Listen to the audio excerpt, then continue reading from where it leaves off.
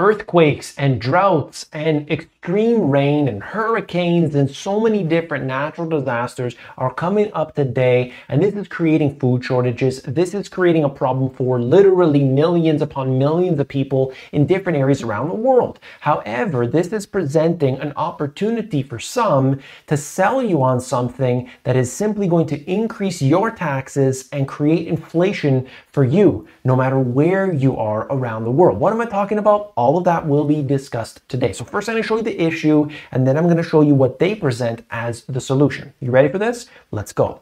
Here we have it. Renewables growth did not dent fossil fuel dominance in 2022. So there's this real push right now today to get more of these businesses to get on the solar panels and the wind, and more governments to accept it as well. However, with the energy demand, the way it's been going, we have seen that coal had risen significantly as there were shortages, natural gas usage, and all these other things that have been really at the, let's say, detriment to the goals that a lot of these governments have signed on for 2030. Oh, we're going to reduce all our emissions, and this is an issue. This is a big issue, and I'll tell you why. One second. Air quality. Parts of the US face smoke from Canadian wildfires as others face severe heat and storms. Millions of people are at risk. And if you are in the Chicago area, if you're in other areas, you're seeing this going on all over the place. This is it. Just talking about the same situation. Almost the entire world breathes air that exceeds the World Health Organization air quality limits, at least occasionally. And they basically just talked about what's happening right here and now, and how bad this is for a lot of people, and so on. Okay, so we got the air pollution factor. Let's move on. Climate and environmental change puts 90% of the world's marine food at risk. Okay, so here we go again. They're saying we got problems now with the food supply coming out of the water, and we do know that is the case for some things. Certainly, they test a lot of the fish, and they say, okay, there's way too much mercury in there, and they have forever chemicals in them. All these things, these are present, right? Okay. Ecological tipping points could occur much sooner than expected. And this is just showing you deforestation and what has happened. Certainly, deforestation is a very big issue. This is a crisis, and nobody would deny that. But there's something else going on here, okay? So I'm showing you these on these different levels. The water, the trees, the air, every single possibility, we do have an issue, okay? What is the solution? Well, this article, this page here, it's talking about, directly from the World Bank, by the way, carbon pricing. So whenever there's an issue, whenever we have a crisis, we must ask a simple question, and that is, who stands to gain, who benefits? Cui bono? And this tells us some information. Okay, so who is actually going to gain from all of these crises? Whenever there's a crisis, some people take advantage. Rahm Emanuel talked about that, and I believe Winston Churchill. How do you take advantage of a crisis? And so whether that is being done intentionally, it's man-made, or whether it is completely contrived, or whether it's natural, each one of these things affects you. Whether it's real, contrived, man-made, natural, all the same things, in the end, whether you have to pay more or not. Inflation in one way, shape, or form. So what's happening here is a lot of these governments are going towards some level of carbon. Basically, in some way, you're going to have to pay for higher carbon emissions, for pollution. And you may not realize this, but it's already in place today. So some places will have actual carbon taxes. Others will stick it in on the corporate level. So as a corporation, if you are considered a polluter, then you have to pay this tax on top of it, which you will then pass down to your customer.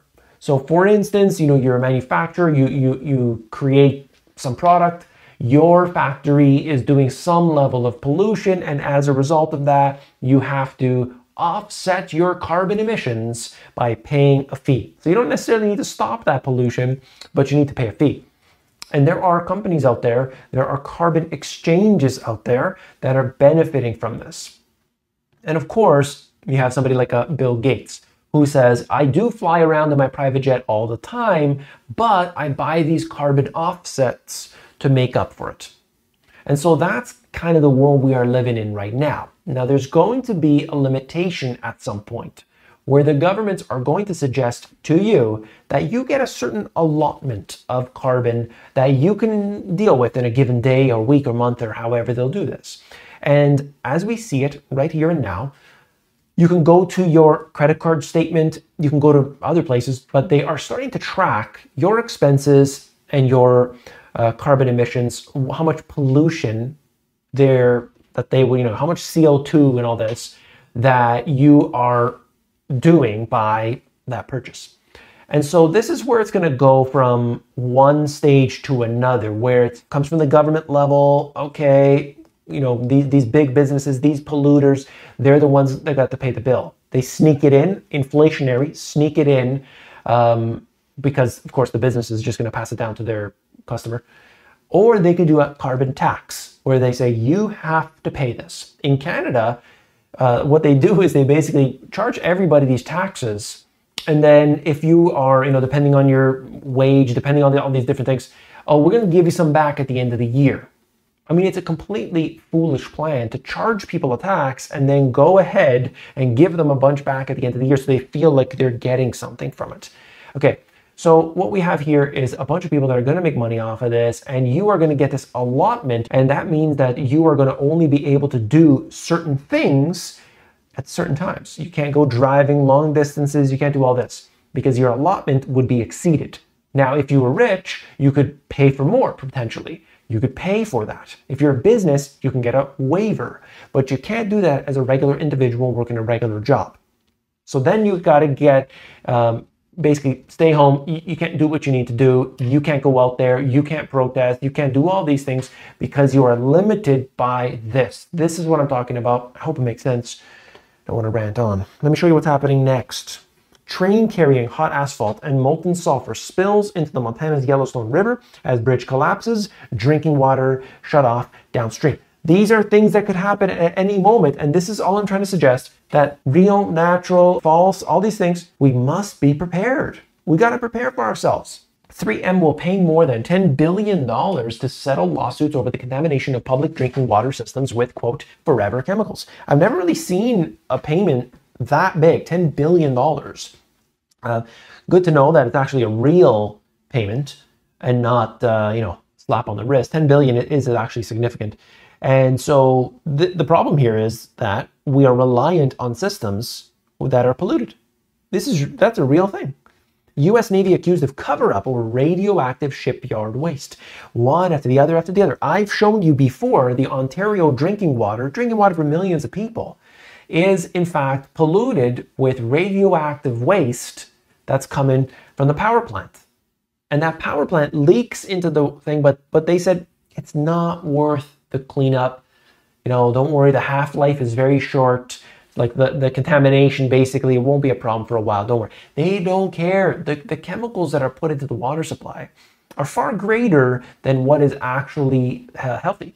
And they know that, but they can get around that. They can skirt around the rules. It's very, very common. Here's a look at the water crisis that might be coming to you soon. It's talking about Bangladesh and the way they had to deal with their crisis that they're having now. So I'm just trying to show you what's going on all over the world, including India. India, June. Heat wave deaths are a harbinger of worse to come. This is not only India, but you can see it all over the place. Are legally acceptable levels of pollution harming children's brain development? Going on and on and on. Do you see what I'm saying here? There are real things. There are other things that are questionable, but in the end, they are going to use this as a way to charge you more, number one, tax you, but at the same time, they're going to limit what you can and cannot do. The polluting companies are going to keep polluting. It's going to happen. It's going to happen tomorrow. It's going to happen the day after. But you're going to have to pay more. Challenge to stop solar panels to become a waste mountain. So they want to recycle these things, but apparently not so easy, and looks like they're just piling up everywhere. I've seen the e-scooters, that there's just like these mass graveyards of e-scooters.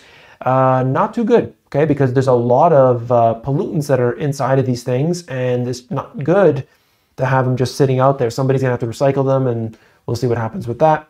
What started the Canadian wildfires, and are they under control? The suggestion was that most of the wildfires are believed to have been accidentally caused by human activity. Some suggest otherwise, that in fact this was done intentionally, and you can Tell me what you think on that.